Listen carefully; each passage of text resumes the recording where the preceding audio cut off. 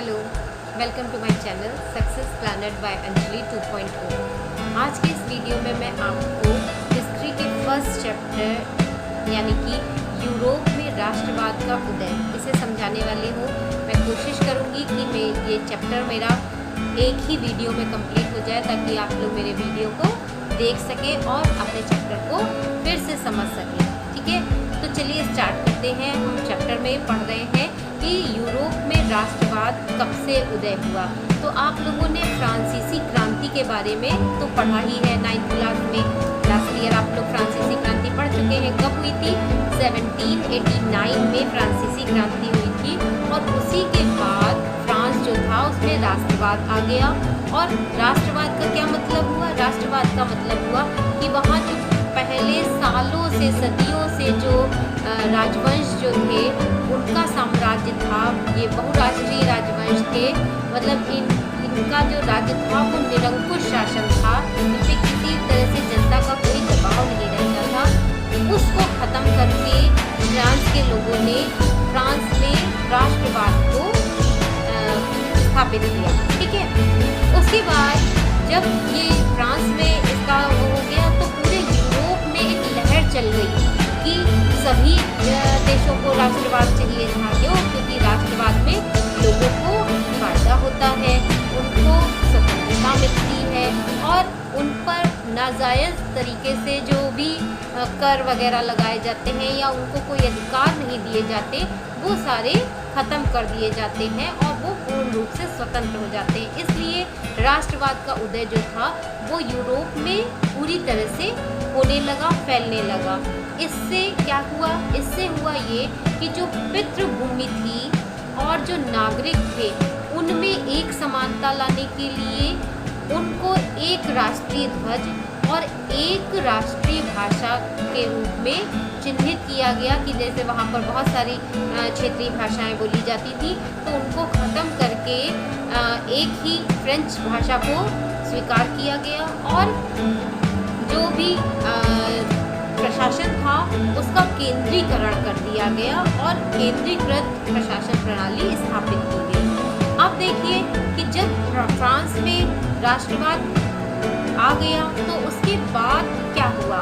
राष्ट्रवाद का लोगों ने अभी एहसास करना, उसको जीना स्टार्ट ही किया था कि तब तक नेपोलियन आ गए।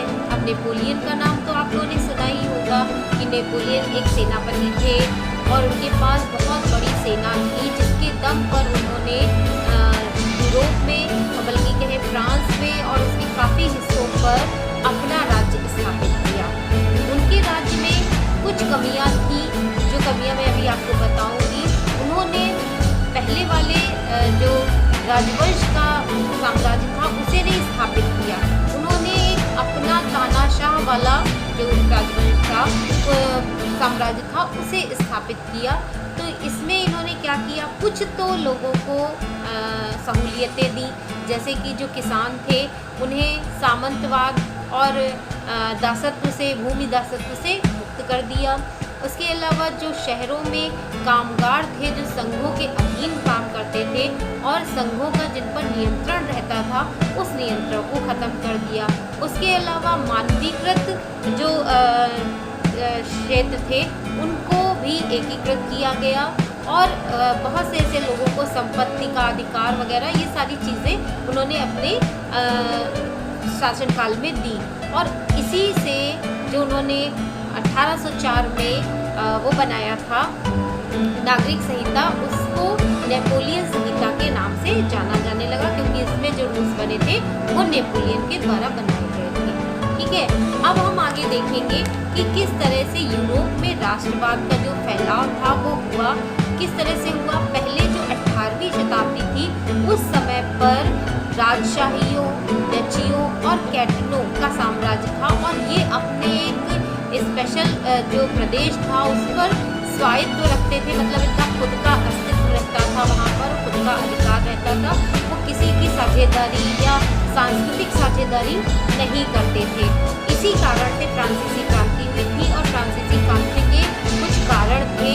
उनमें सबसे बड़ा कारण जो था वो नए मध्यम वर्ग का उदय था। पहले राजा होता था, जो सामंत वगैरह होते थे वो होते राजा को तो किसी समाज के हिस्से से कोई मतलब ही नहीं था, राजा तो सबसे उच्च स्तर पे था और सामंत और किसान जो थे वो समाज के दो हिस्से थे। तो उसकी जगह पर एक नए मध्यम वर्ग की स्थापना हुई या उसकी स्टार्टिंग हुई। एक कारण तो फ्रांसीसी क्रांति और राष्ट्रवाद के उदय का ये था। दूसरा था उदारवाद की जो विचारधारा थी उसका उदय हुआ। उदारवाद की विचारधारा जब नया मध्यम वर्ग स्थापित हुआ तो उन्होंने कुछ अपने लिए स्वतंत्रताओं की चाहत की, कुछ ऐसा चाहा कि उन्हें स्वतंत्रता मिले और वो औद्योगिक क्रांति का जो समय था उसको बनाए रखते हुए और किसी तरह से ग्रोथ कर सके, किसी तरह से विकास कर सके। तीसरा था रूढ़िवादी की नई भावना और वियना की संधि। वियना की संधि के बारे में आप लोगों को मैं अभी बाद में बताती हूँ। पहले आप लोग ये जान लीजिए कि कारण क्या थे। और चौथा कारण था क्रांतिकारियों का उदय। ठीक है, तो ये तो फ्रांसीसी क्रांति के कुछ कारण थे।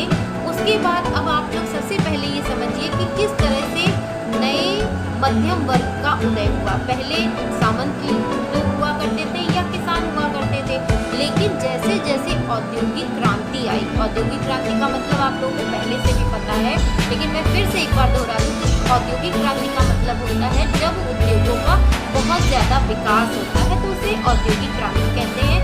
तो जब औद्योगिक क्रांति का समय आया तो उस टाइम पीरियड में उद्योगपति और जितने भी व्यापारी थे या कामगार थे, इन लोगों का एक नया ग्रुप बन के तैयार हो गया था, एक नया वर्ग बन के तैयार हो गया था जिसे मध्यम वर्ग कहा जाता था। ना वो कुलीनों में आता था, मतलब उच्च में आता था, और ना ही निम्न में आता था।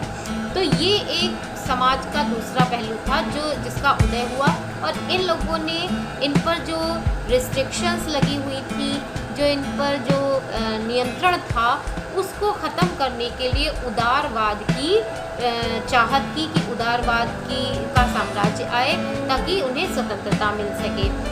उदारवादी राष्ट्रवाद का अर्थ होता है कि जो मध्यम वर्ग था उसने कुछ ऐसे नियम चाहे कि नियम बदले, कानून बदले और सभी के साथ एक जैसा व्यवहार किया जाए, एक समान व्यवहार किया जाए। जैसे समाज में पहले जो संपत्ति विहीन लोग होते थे, चाहे वो पुरुष हो चाहे महिलाएं हो, उन्हें वोट देने का अधिकार नहीं होता था।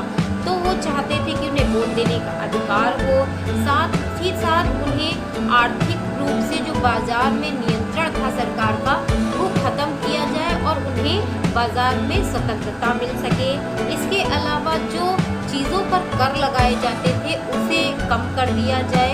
इसी के तहत जॉल्बेराइन नाम की जो एक समिति थी या शुल्क संघ था वो गठित किया गया और इसने जितने भी अवरोध थे व्यापार से जुड़े हुए, चाहे वो मुद्रा से रिलेटेड हो, चाहे सामान के नापतोल से रिलेटेड हो, चाहे उसके एक जगह से दूसरी जगह जाने पर जो कर लगाया जाता था उससे रिलेटेड हो, उन सभी चीज़ों को इस संघ के द्वारा उसके लिए नियम बनाए गए और आवाज़ उठाई गई कि किस तरह के नियम बाजार के लिए होने चाहिए। तो यहाँ पर ये मैं आपको बता दिया कि किस तरह से उदारवाद का राष्ट्रवाद से अर्थ स्पष्ट हुआ है।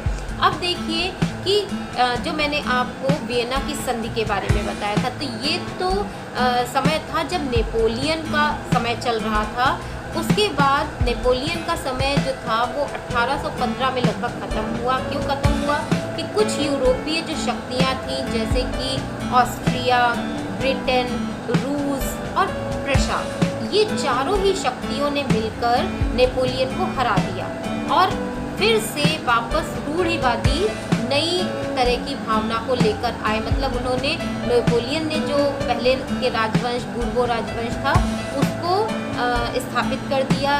रूढ़िवादी की जो क्रमिक जो विकास होता है कि मतलब पुरानी परंपराएं चलती चली आए, उनमें विकास हो तो धीरे धीरे धीरे धीरे हो, वो एकदम से ना हो कि एकदम से सब कुछ तख्ता पलट कर दिया गया और सब राजा को हटा दिया गया और लोगों से कह दिया गया जो मन वो करे।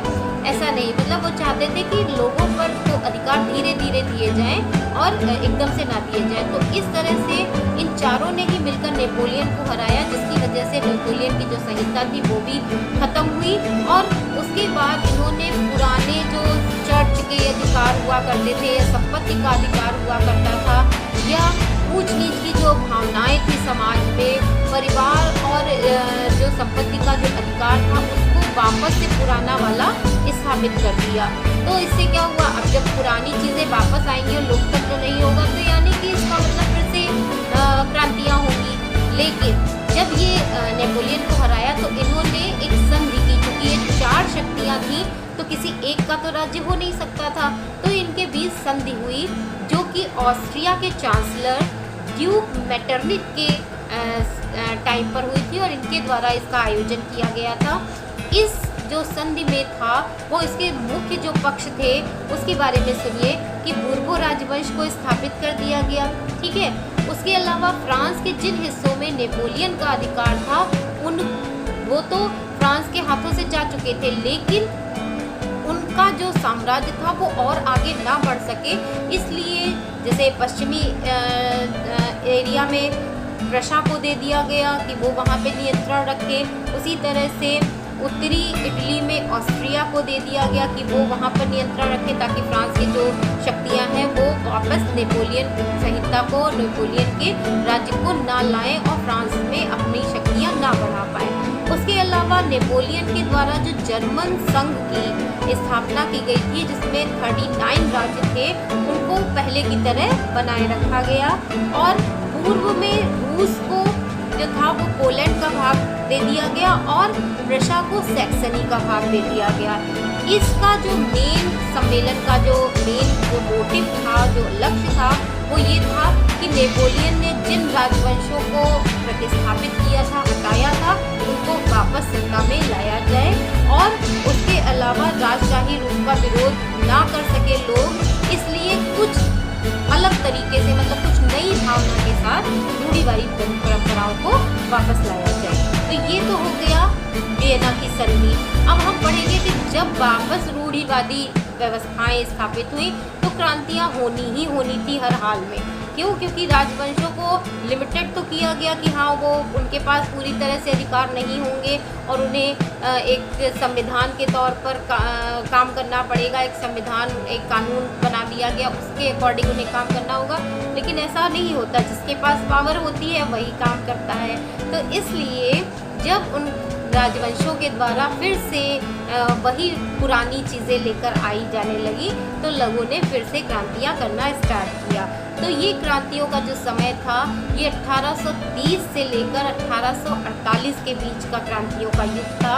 इसमें बहुत सारी क्रांतियाँ हुई, जैसे कि सबसे पहले आपको पता है कि फ्रांसीसी क्रांति 1789 में हुई थी। उसी तरह से ये जो क्रांतियों का युग था इसमें भी पहली क्रांति फ्रांस में ही हुई थी 1830 में और ये जुलाई में हुई थी, इसलिए इसे जुलाई की क्रांति के रूप में जाना जाता है।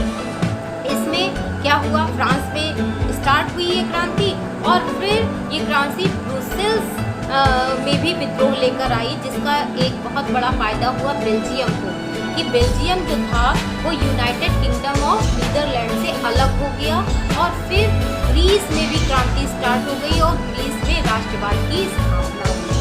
ठीक है, तो ये हो गया पहली क्रांति।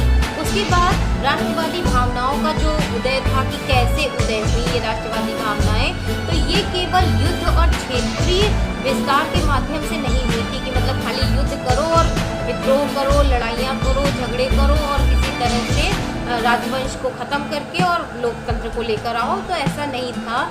इसमें कला, संस्कृति, नाटक, इन चीज़ों ने भी बहुत ज़्यादा योगदान किया, क्योंकि मानना होता है लोगों का कि संस्कृति या जो कला होती है, गाने होते हैं या किसी भी तरह की कविताएं होती हैं, ये लोगों की भावनाओं को जागृत करती हैं। मतलब जब लोग किसी इस तरह की चीज़ें सुनते हैं तो उनके अंदर वो भावनाएं और ज़्यादा स्ट्रॉन्ग हो जाती हैं। जैसे कि हम लोग अपने देशभक्ति गीतों को, जो कि बहुत पुराने हैं लेकिन फिर भी उन्हें जब हम सुनते हैं तो हमारे अंदर कुछ भावनाएं जागृत होती हैं और हमारी मुंह से अपने आप वो शब्द हम रिपीट करने लगते हैं जो गानों में गाए गए हैं और उसे फील करने लगते हैं। तो यही चीज़ वहाँ पर भी काम की कि बहुत सी ऐसी कविताएं थी, गाने थे जिन्होंने ये काम किया कि लोगों के अंदर राष्ट्रवाद की भावना को और ज़्यादा उभारा और लेकर आए कि हाँ, सभी के अंदर एक राष्ट्र की भावना है और सभी चाहते हैं कि राजशाही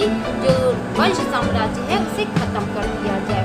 इसके साथ साथ उसी समय पर भूख, कठिनाई और जन विद्रोह भी स्टार्ट हुआ। ये टाइम पीरियड था लगभग 1820 के टाइम में, 1845 या 45 के टाइम पीरियड में था। तो वहाँ पर यूरोप में बहुत बड़ी आर्थिक कठिनाई आई थी, जिसकी वजह से जो किसान लोग थे वो गाँव को छोड़कर शहरों में माइग्रेट कर रहे थे, चले जा रहे थे। और शहरों में चूँकि बहुत ज़्यादा कामगार हो गए तो वहाँ पर स्थितियाँ इतनी ज़्यादा खराब हो गई थी कि लोग जो थे वो किसी भी तरह का काम करने को तैयार हो गए और उसका फ़ायदा उठाया उनके जो मालिक थे उन्होंने बहुत कम आय पर लोगों को रखा और बहुत दिनों तक, महीने 2 महीने तक उनको सैलरी भी नहीं देते थे। ये एक कहानी है जो कि उस टाइम पीरियड की है जब भूख और कठिनाई का टाइम था। और उस समय जो वहाँ के सेल्सिया के जो गांव के जो बुनकर थे उन्होंने विद्रोह किया था 1845 में और अपने जो बुनकर के ठेकेदार थे उनका विरोध करके उनकी हवेली को आग लगा दी थी। ये सारी घटनाएं उस टाइम पीरियड में हुई थी। तो ये एक जन विद्रोह इसी क्रांतियों के युग में शामिल है। इसके बाद सबसे लास्ट हम 1848 की बात करेंगे। 1848 में क्या हुआ था, यूरोप के कई हिस्सों में जैसे Germany, Italy, Poland, Austro Hungary, इन सब जगहों पर जो मध्यम वर्ग था उसमें महिलाओं और पुरुषों ने संविधानवाद की मांग की और जिसके चलते प्रेस की स्वतंत्रता, जैसे कि नेपोलियन ने प्रेस पे प्रतिबंध लगा दिया था कि वो सही चीज़ें नहीं छाप सकते, जो नेपोलियन चाहता था वो छापते थे। तो ये बाद में भी चलता रहा, यही चीज़ प्रेस पर पहले भी थी और बाद में भी रही। तो ये समय 1848 में लोग चाहते थे कि प्रेस को स्वतंत्रता मिले ताकि वो बिल्कुल रियलिटी लोगों के सामने लेकर आए। उसके अलावा संघ बनाने की स्वतंत्रता, मतलब लोगों को ग्रुप या एसोसिएशन बनाने का अधिकार नहीं था, क्योंकि जो साम्राज्य के जो राजा थे वो ये सोचते थे कि अगर कोई लोग ग्रुप बनाएंगे तो हमारे खिलाफ बातें करेंगे, विद्रोह करेंगे, तो वो चीज़ ना होने पाए, इसलिए संघ बनाने पर प्रतिबंध था। और इस चीज़ को रोकने के लिए, इसकी स्वतंत्रता के लिए प्रयास किया गया कि लोगों को संघ बनाने की स्वतंत्रता दी जाए। इसी को देखते हुए मई की क्रांति हुई थी 1848 में, जिसमें 831 जो निर्वाचित प्रतिनिधि थे वो फ्रैंकफर्ट संसद पहुंचे थे और फिर वहां पर उन्होंने जुलूस में शामिल होकर जर्मन राष्ट्र को ख़त्म कर संविधान का प्रारूप तैयार किया। और उसके बाद फ्रेडरिक विल्हेम चतुर्थ को ताज पहनाया और जिसको उन्होंने अस्वीकार कर दिया। मतलब उन्होंने कहा कि नहीं, हम नहीं, राजा नहीं बनेंगे। क्यों? क्योंकि हमें तो अपने मन से तो राज्य करने को मिलेगा नहीं और हम तो चाहते हैं रूढ़िवादी परंपराएं चलती रहें और ये लोग चाहते हैं कि लोकतंत्र आए, राष्ट्रवाद आए। तो इसलिए उन्होंने उस ताज को अस्वीकार कर दिया। किसने किया था? फ्रेडरिक विल्हेम चतुर्थ ने। तो इस तरह से ये मैंने आप लोगों को क्रांतियों के युग तक समझा दिया। इसके बाद महिलाओं के लिए आगे जो राजनीतिक अधिकार की बात की गई या और भी जर्मनी और इटली का निर्माण है क्या है, वो मैं आपको अगले वीडियो में बताऊंगी, क्योंकि एक साथ एक वीडियो में आप लोग भी सुनते सुनते बोर हो जाएंगे और मुझे भी बहुत लंबा वीडियो हो जाएगा। जिसको भी समझ में आ गया हो और किसी तरह की कोई प्रॉब्लम हो तो मेरे कमेंट बॉक्स में ज़रूर बताएं। जिन लोगों ने अभी तक सब्सक्राइब नहीं किया है कर लीजिए, क्योंकि ऑनलाइन क्लासेस के लिए मेरे वीडियोस आपके लिए वैल्यूएबल हो सकते हैं, क्योंकि आपका 10th क्लास है और आप लोगों को 10th की पढ़ाई के लिए इस तरह के वीडियोस की बहुत ज़्यादा ज़रूरत रहेगी। तो सभी लोग सब्सक्राइब कर लें, लाइक और कमेंट करके मुझे ज़रूर बताएं और किसी की कोई प्रॉब्लम हो तो मुझे कमेंट बॉक्स में ज़रूर बताएं। Thank you.